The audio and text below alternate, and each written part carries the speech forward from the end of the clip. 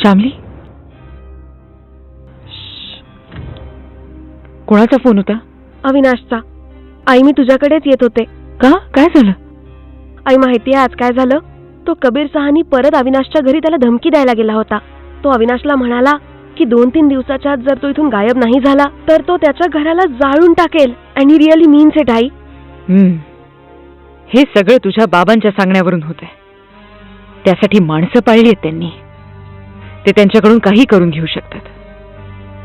आई, जर अविनाशला काहीही झालं ना. याआधी काही वाईट घडण्यापेक्षा आपल्याला काहीतरी एक ठोस पाऊल उचलावं लागेल. आई, अविनाश मला म्हणत होता की तो उद्या कुठल्याही परिस्थितीत रात्री 12 वाजता इथे पोहोचेल आणि मला बरोबर घेऊन जाईल. मग आम्ही रात्रीच नीलकडे डेहराडूनला जाऊ. मग जे होईल ते बघूयात. मी पण हाच विचार केलेला. श्यामली, मी तुला आधीच सांगितलेलं आहे, पळून जा इथून अविनाशला घेऊन आणि लग्न कर. यानंतर चित्तरंजन प्रकाश काहीच नाही करू शकणार. तुम्ही दोघं बालिक आहात. या नात्याला मान्यता देण्याशिवाय त्यांच्याकडे पर्याय नसेल.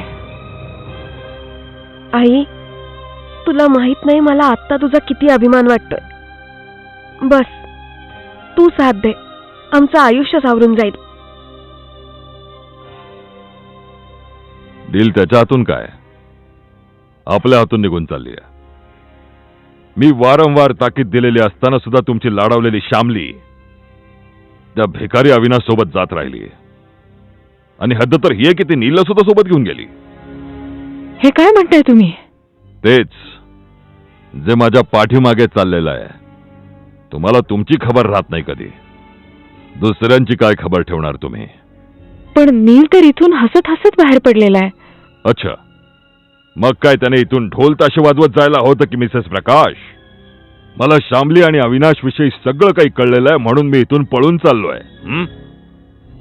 पण तो तर 2 दिवसांनी परत येणार आहे असं सांगून गेलाय. आपलीच गाडी घेऊन गेलाय. असं असूनही मला पूर्णपणे विश्वास आहे की नीलला श्यामलीची कमजोरनस नक्की सापडली आहे. तुम्हाला नाही माहित की नील किती इंटेलिजंट मुलगा आहे. जर त्याला श्यामली आणि अविनाशच्या संबंधांविषयी कळलं तर मी श्यामलीला जिवंत सोडणार नाही. I'll kill her. मी विसरून जाईल की मला एखादं मूल होतं. ऐकलं तुम्ही?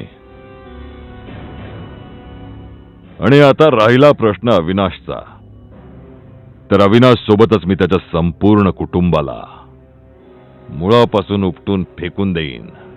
बाबा, कबीर सहानीच्या आजच्या धमकीनंतर आता काही होऊ शकतं. आता आपण वाट नाही बघितली पाहिजे. मी उद्या रात्रीच काही ना काही करून श्यामलीच्या घरी पोहोचीन, जिथे ती माझी वाट बघत असेल. उद्या रात्रीच मी तिला तिथून घेऊन देहरादूनला सरळ निघून जाईन. जसं मी म्हणलं, तिथे नील आमची वाट बघत असेल. आम्ही त्याच्याच सोबत राहू. त्याच्यानंतर जेव्हा गौतम अंकल येतील, आम्ही देहरादूनच्या कुठल्या तरी मंदिरात लग्न करू. पण ह्याच्यामध्ये खूप धोका आहे बाळा. हो, धोका तर आहे, पण याशिवाय दुसरा कोणता मार्ग सुद्धा नाहीये. बाबा, काल नंतर तुमचं इथे राहणं अजिबात सुरक्षित नाहीये. कारण जसं चित्तरंजन काकांना हे समजेल की श्यामली गायब आहे, ते कोणाला जिवंत सोडणार नाहीत. अविनाश बरोबर बोलतोय. नाही, आपण तोपर्यंत इथेच राहू जोपर्यंत आपली पूर्णपणे खात्री पटत नाही की अविनाश श्यामलीला घेऊन सही सलामत नीलकडे पोहोचलाय. ठीक आहे बाबा, मी तिथे पोचल्या पोचल्या तुम्हाला फोन करीन. विश्वास ठेवा बाबा, अविनाश आम्हाला तेव्हा भेटला जेव्हा आम्ही फिरून परत येत होतो. आता तुम्हीच सांगा, मी त्याला कसं टाळणार? मग नीलला वाटलं असतं की मी अविनाशला अशा प्रकारे का अवॉइड करतेय. मला याचा आनंद आहे की तू या ऑकवर्ड सिच्युएशनला आपल्या पद्धतीने हाताळलंस. ऐका, हो, काल माझं फोनवर बेदी साहेबांसोबत बोलणं झालं. उद्या ते व्यवसायाच्या निमित्ताने दिल्लीला येत आहेत. नील पण तिथेच असेल. आपण श्यामलीला घेऊन दिल्लीला जाऊ आणि तिथेच नील आणि श्यामलीचं ठरवून टाकूयात. मी या बाबतीत अजून उशीर नाही करू इच्छित. नीलला तर श्यामली खूप जास्त आवडली आहे. श्यामली बेटा, तुलाही नील आवडलाय का? हो, ना? हो, नील बेदी. हो बाबा, तो तर मला खूप आवडलाय. तर मग लवकर नाश्ता संपवून पॅकिंगच्या तयारीला लागा. आणि तुम्ही सुद्धा जर तुम्हाला काही लॉकरमधून दागिने काढायचे असतील तर उद्याच काढून घ्या, कारण परवा सकाळीच आपण दिल्लीला निघून जाऊ. हं? हो.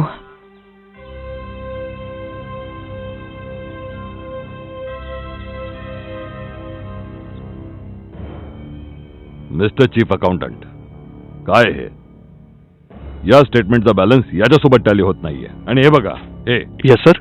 2 महिन्यांचे बॅलन्स जे आहेत ते ब्लँक आहेत. व्हॉट्स ऑल दिस? व्हॉट्स ऑल दिस?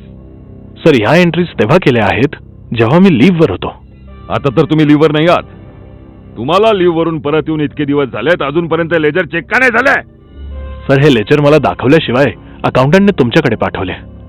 कधी पाठवलं होतं? जेव्हा मी सुट्टीवर होतो. सुट्टीवरून परत आल्यानंतर तुम्ही हे बुक्स अप टू डेट का नाही केलंय? हे बुक्स घेऊन जा आणि अप टू डेट करून आणा आज संध्याकाळपर्यंत सुट्टी व्हायच्या आधी, नाहीतर तुमची सुट्टी करून टाकेन. निघा, निघा इथून. या, तिकीट. Okay sir. इडियट.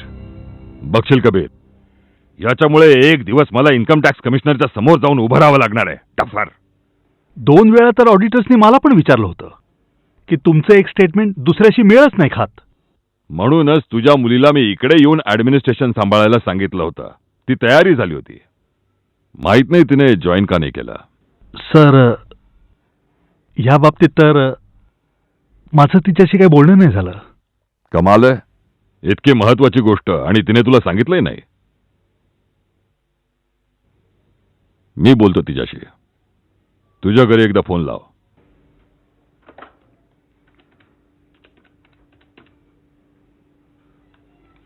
हे घ्या सर. हॅलो बेटा, कशी आहेस? हो, मी बोलतोय Chittaranjan uncle. Oh, how are you, uncle? Upset, very upset. तेच अकाउंटचे जुने प्रॉब्लेम. बेटा, तूच येऊन जॉईन का नाही करत आहेस? मी तर तुझ्या डॅडी सोबत सुद्धा बोललोय. मी तुझ्यासाठी गाडी पाठवतोय. तेव्हा तू ये आणि इथलं ऍडमिनिस्ट्रेशन सांभाळ. अंकल, आज नाही, मी उद्या येते ना. नाही बेटा, तुझ्या या आज उद्या मध्ये खूप वेळ गेलाय. You will have to join the office today, just today.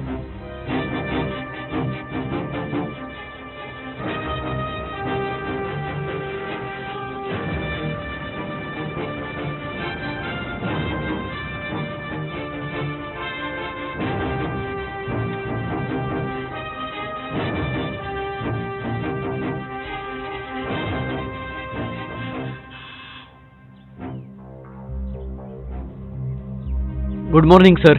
Good morning. Good morning. अरे अविनाश, तू ये, आत ये. No thank you sir. सर, मला तुमची एक मदत हवी होती, if you don't mind. Come on, इतका फॉर्मल कधी बसून झालास? बोल, काय पाहिजे? सर, मला 2-3 दिवसांसाठी तुमची गाडी हवी होती. माझी गाडी? काही खास गोष्ट आहे का? कुठे जायचंय का? सर, खासच गोष्ट आहे. मी परत येऊन तुम्हाला सगळं काही सांगेन. का आत्ता का नाही सांगणार? सर, ते काय ते समथिंग टॉप सिक्रेट? हा. Yes sir. सर, मी म्हणलं ना, मी परत येऊन तुम्हाला सगळं काही सांगेन. काही प्रॉब्लेम नाही, घेऊन जा. पण सांभाळून चालव. माझ्यासारखंच या गाडीला देखील चढ उतर करताना दम लागतो. सर, मी पहिल्यांदा तर नाही चालवत आहे. ठीक आहे, मी चावी घेऊन येतो. हो सर.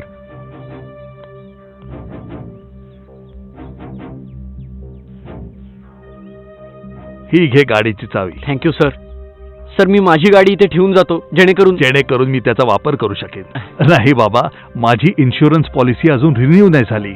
यू गो, काही प्रॉब्लेम नाही. Okay, best of luck. Thank you sir.